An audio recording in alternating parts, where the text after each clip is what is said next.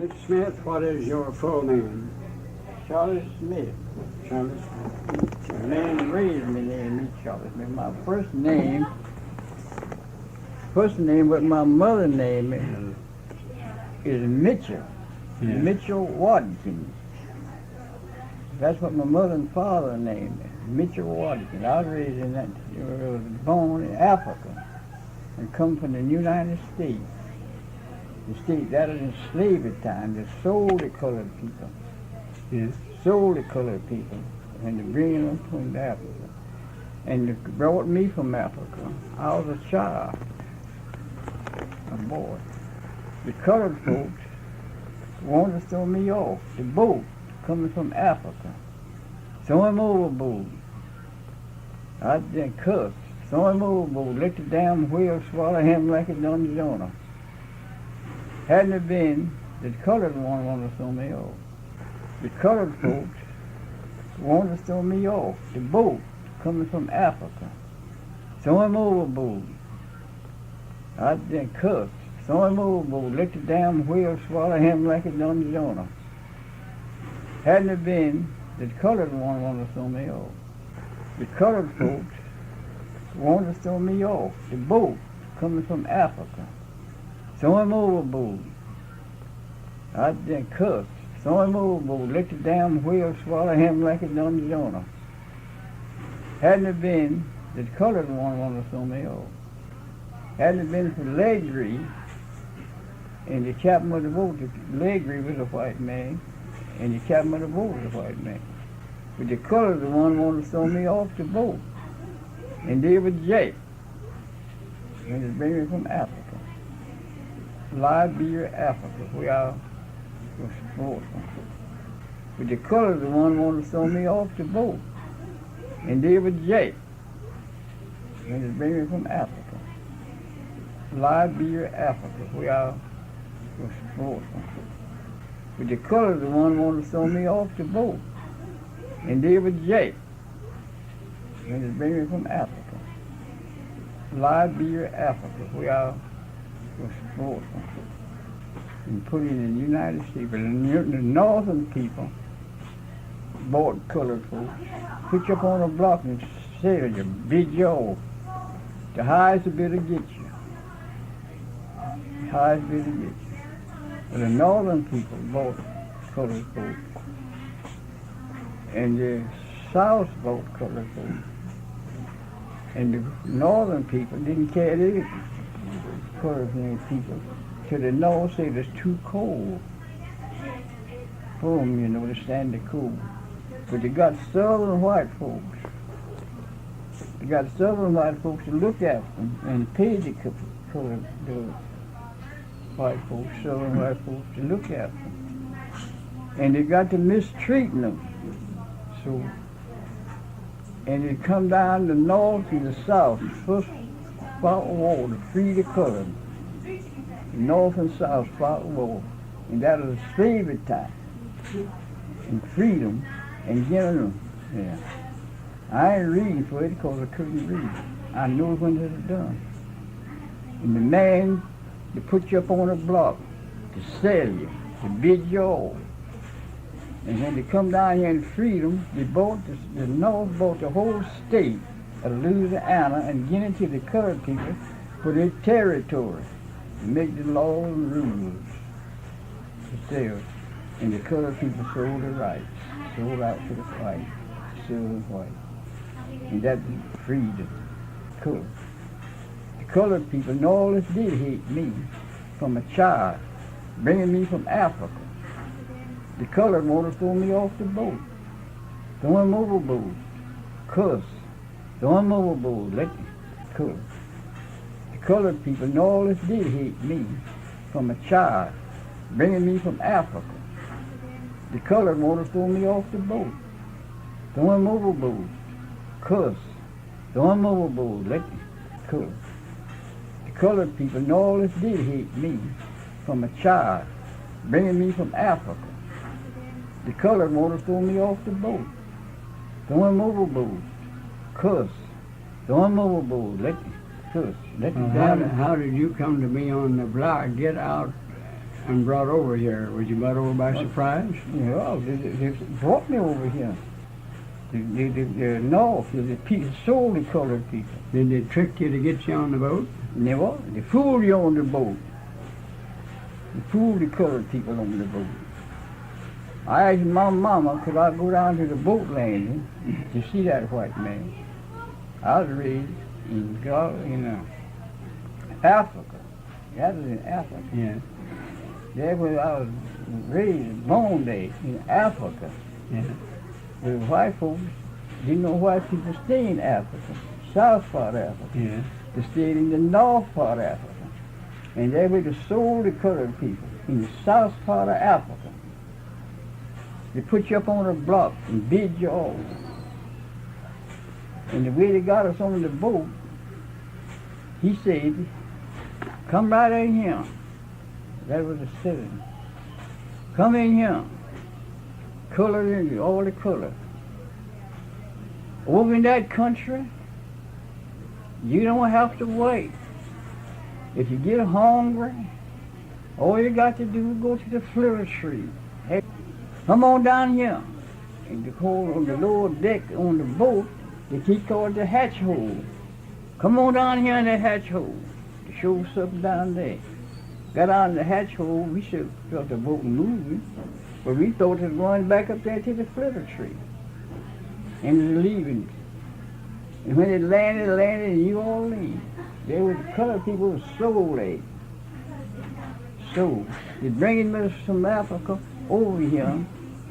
The colored folks want to throw me off. Throw them overboard. Throw them overboard. And the white wouldn't reject.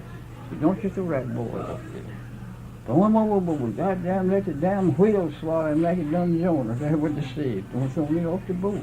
Bringing me from Africa in the United States. Got us over here to slave us. He put you on the block to slave you. Put you on a stage, what they call it, a block. Put you up on a stage. This man will buy you. The highest bidder get you. Get on you. Never heard of it. The highest bidder get you. He will carry his plantation. He was Jake. The man was Jake. He named me. That's the name I'm going now. Charlotte Smith. He named me when he took me. He raised me in Texas, Galveston, Texas, where I was raised in. And the man that raised me named Charlotte Smith, and that's the name he gave me. Mm-hmm. He gave me Charlotte Smith in order to teach me and his children. He treated me just like he treated his children. Treated me just like he treated his children. Treated me just like he treated his children. In everything. Not one thing, everything. We ate together, we slept together. All the boys, now we can sleep with the women now. All the boys slept together. He's a cattle man, Charlie Smith, raised me. He had all kind of cattle. And all of us toted pistols and something to shoot. And I was on this colored cowboy. I got on a cowboy shirt now. That I bought from Texas.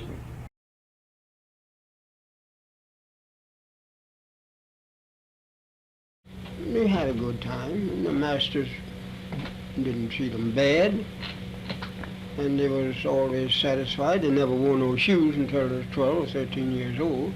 And now people put on shoes on babies, you know, when they're month old. I don't know how old. Put shoes on babies. Just as soon as you see them out in the street, they got shoes on. I told a woman the other day, I said, I never had no shoes till I was 13 years old.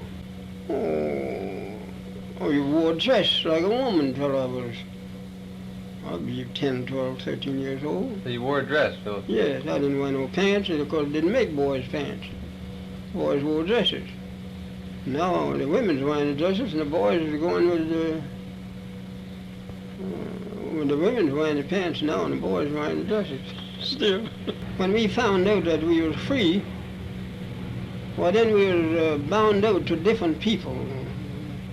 Ficklin, and Andrews and all such people as that.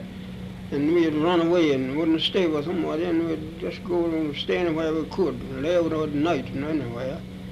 We had no home, you know. We just turned out like a lot of cattle. You know how to turn cattle out in the pasture? Well, after freedom, you know, colored people didn't have nothing. Colored people didn't have no beds when they were slaves. They all slept on the floor. Pallet here, pallet there. Just like a lot of wild people. We didn't know nothing. Didn't like to look at no book. And there were some freeborn colored people where they had a little education, but there were very few of them where we was. And we all had a, what you call, I might call it now, jail sentence. We just same as we was in jail. Now I couldn't go from here across the street, or I couldn't go to nobody's house without I have a note or something from my master. And if I had that pass, that was what we call a pass. If I had that pass, I could go wherever he sent me, and I'd have to be back. You know, whoever he sent me to, they'd give me another pass, and I'd bring that back, so to show how long I'd been gone. We couldn't go out and stay an hour or 2 hours or something like that. Just send you. Now, say for instance, I go out to Shirley's place, I'd have to walk, and I'd have to be back maybe in an hour, maybe they'd give me an hour, I don't know just how long they'd give me. But they'd give me a note so there wouldn't nobody interfere with me, and tell who I belonged to. And when I come back, why, I carry it to my master and give that to him. That'd be all right. But I couldn't just walk away like the people just now, you know.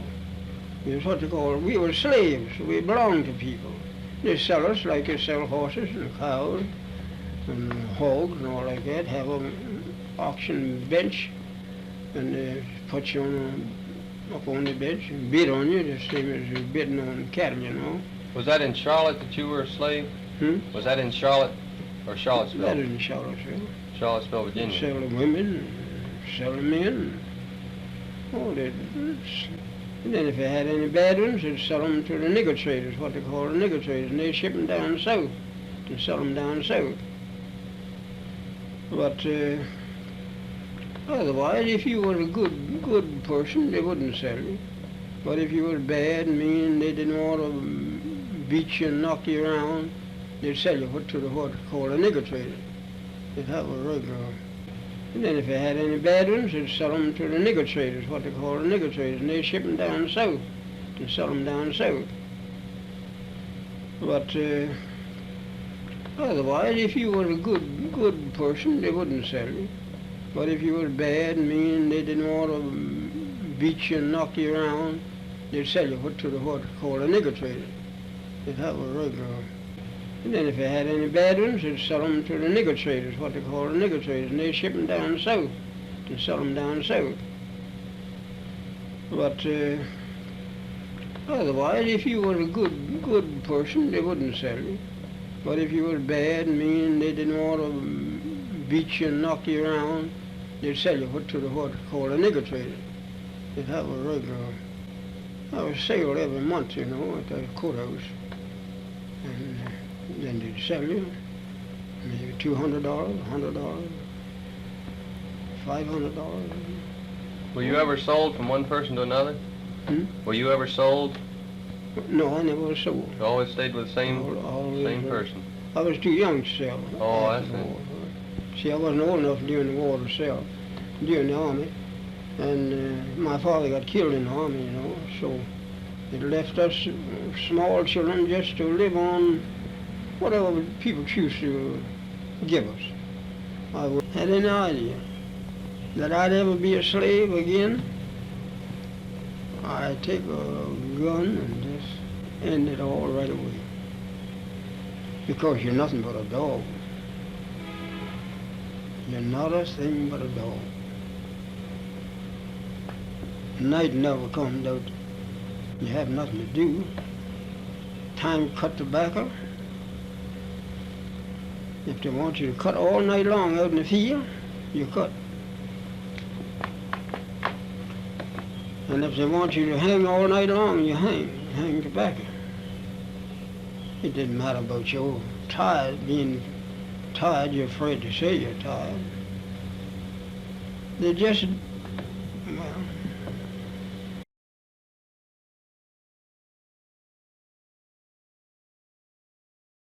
How old were you when you were? Well, I was about 13 years old at the breakup. Can you remember slavery days very Of well? course, I remember all our white folks, and all the names of them, all the children. Call every one of the children's names. Who did you belong to? Jim Bunton, the baby boy. Where was that? Where did he live? That's out here in Hayes County. Sure enough. How many slaves did he have? Well, he had my grandma and my ma. My ma was the cook. And grandma, you know, and then they worked in the field and everything. I remember when she used to plow oxen. I plowed oxen myself. Is that I right? can plow and lay off a corn row as good as any man. Is that right? Of course I can. Well, good Chop. to hear. And chop, pick cotton. I used to pick one. I've been here since I've been here. The hunter and pick my 500 pounds of cotton. Knock out. See, the white folks would have church in the morning, then they'd let the colored people have church at their church in the evening. That's during slavery In time. slave time, yeah, Huh. in slave time. Well, did you white folks treat you good? Did you? While the Buntons, Uh-huh. they were good to us. They never hooked none of the colored people. Our colored Never people. did. Well, did you white folks treat you good? Did you? While the Buntons, Uh-huh. they were good to us. They never hooked none of the colored people. Our colored Never people. did. Well, did you white folks treat you good? Did you? While the Buntons, Uh-huh. they were good to us. They never hooked none of the colored people. Our colored Never people. did. They take their saddle horse, Miss Bunton's saddle horse, big gray animal, she'd have them ride. Grandma would ride Mountain City to church. They had white preachers then. Mr. Porter, he was one of the preachers that lived across from us. Well, would the white preachers tell you to behave yourselves and be Oh, yes, be good to your masters? and Yes, mistresses? that's what they preached. We didn't know it was any such thing. It is God, and the man of God, you know. We thought that was a different man, but he was our master, our white folks, you know, the preachers who was the white folks' master and so on. That way. Well, while you all were slaves, did they teach you to read and write? Did you all go to Uh-uh. school? Any? They know nothing about reading right. All that I know, they teach you to mind your master and your missus. They sure didn't teach you to read and write. No, they didn't. Pick cotton, I remember picking cotton. Well, did you ever hear of any slaves being mistreated? Were there any tales going around in those days? Yes, I know of times they mistreated people they did, and I hear our folks talk, you know, about them hooping, you know, that they had to grease the back, to take the clothes from the back. Good Lord, have mercy. Them white folks that way. But them Buttons sure didn't allow their colored people to be whipped. And their horses, their saddle horses, Mrs. Bunton's saddle horse, Ma and Pa and them wanted to go in the horse. They rode their horses in the saddle. Mountain City Church. All day long seeing them soldiers going back to San Antonio, different places. They had to put in, they'd blow them bugles. Them horses would wheel and dance and fall just like that. What do you know? Colored soldiers. Colored soldiers? Poor colored soldiers in droves. That's right along by our house. So tell me about your grandfather and your great-grandfather, your great-grandmother. You know, did Okay, they... well, I want to start on my mama's side. My mother's daddy was a half white man. Because my mama's daddy, his daddy was a white man. He was a slave. He bought slaves and sold slaves. I remember he used to sit down and tell us about how his daddy used to sell slaves. And his mama was a black woman. He said, only time he saw his mama, whenever his mama would be working in the field, she was a big black woman.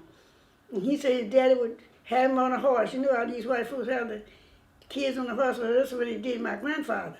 And he would ride with his daddy. His daddy always did treat him nice. His mama was black, but his mama didn't have nothing to do with him. And he said his daddy's wife was nice to him. She was white, but she was nice. He said he just like, when he was there, he was just like a white boy. You know, he got everything he wanted. And he said his daddy used to, how to go around on the field looking at the slaves, see if they working. And he said he'd be riding with his daddy. Daddy had him sitting up in front of him. He said that's the only time he would see his mama out there in the field working. He wasn't allowed to go to his mother. And said one day his daddy told him, I'm selling your mama He said he never will forget that. And he said like you put the chains around there.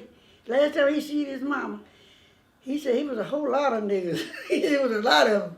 And said his mama was a big old black woman. Said, like they put the chains, a rope or something around their knee, and said they had him up on this big old long platform, so the big old long platform. And said, they was bidding on him. Mama said they put it, my grandfather said they put his mama on a platform and said it was, they was bidding, who the best niggas, the best ones. And they'd get up and feel them, so they would feel their muscles of their arm and leg. And he said, and that's where he sold them. That's where his daddy sold the niggas. And he said that was the last time he saw his mama. So he never did see her no more. And he said from then on, when he was a little boy, so he said when he got grown, he was going to find him the blackest mama he could find. And he was, mama was black as tar. We ain't lying. He said when he got grown, he got up, so his daddy asked him, did you want to stay with my race or go with your mama's race? And he told him, I want to go with my mama's race. So he asked him right there. And so his daddy gave him, I think he said he gave him $25 or $30. He said that was a lot of money back then. I grew up on a plantation. The name of the plantation was Kane and Anderson Plantation. In the country, we were living on a white man's farm. Mm-hmm. And my parents raised cotton and corn. And we had to always go out in the field and chop it, get the grass from around it. When the cotton got old enough, we could cotton.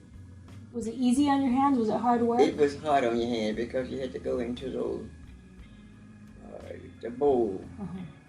A lot of time the bowl wouldn't be out open far enough. And every time you put your hand in there, you got stuck all around your fingers. Oh, like thorns? Yeah, like a thorn bush or something like that.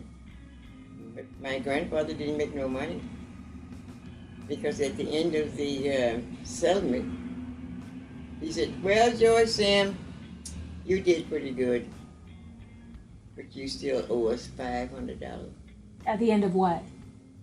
The season of picking cotton. Oh. So you would get a sack of cotton Mm-hmm. and get a few quarters. It was 50 cents a 100. For 100 what, 100 pounds? Uh-huh. Oh. How many people were working on the plantation? Oh, my God. It's so many I can't even tell you. Like 100? More. More than 100. You know what a plantation is? It's like a city. Oh, wow. Do you consider yourself as an American? Yeah, I am American. You are American? Yeah. I consider myself a colored person. A colored person? Yeah. A colored person. A colored human being. Did they call everyone colored? They called us colored people. Okay. When did they switch over from colored people to black people? Well, they just, to tell you the truth, they just started calling people black, I guess, because there was a lot of African people in the United States back in those days. There was Africans and then there was Americans? Yeah. And they spoke a different language? Oh, yeah, because you couldn't understand the language. Oh, really? I didn't know that. No. So on the plantation, you'd have Americans and then you'd have Africans. Uh-huh. Would you say there's been a lot of change and progress for people of color? Oh, yeah. Oh, yeah. Oh, yeah. You want to know why? The white man. The white men didn't respect the colored man, and he would go with his wife and get babies. There's a lot of colored women that got pregnant from white men. Oh. And keep the whole plantation from knowing that the baby is white. They send it up north, they call it. Up north where? Here. Here to Chicago. Mm-hmm. If your baby Get him out of Mississippi. Get him out. Why? Well, it's amongst the colored women, it was a disgrace. It was shame for a white man to want to get baby by colored women. And that's why you find so many colored people that you call is very light skinned. In the South, they used to call them mulatto. Oh, okay, yeah. Yeah. If you was riding a bus and the white people rode it too, and there was a lady got on, she was pregnant. So wasn't nobody sitting in that seat. Mm. And she sat down. When the white man got on the bus, he told her she had to go in the back and say, I wish it had been I was sitting down with a colored man. He said, hey, you better be quiet. I said, that's what's wrong with the world now, you're too damn quiet. Mm. You know, if I had education, I would have been dead a long time ago. Why do you say that? Because I can't stand white people's way they used to treat colored people. And there's a rule, they say, it's only two people in the world free. That's a colored woman and a white man. They're the only two people. That white woman is not free. She's not, you know. Why do you say that? Because she can't go out with no colored man. The first thing they do, they hang him. So are you proud of the progress that we've made? Oh, you better believe it. You better believe it. I am one of them.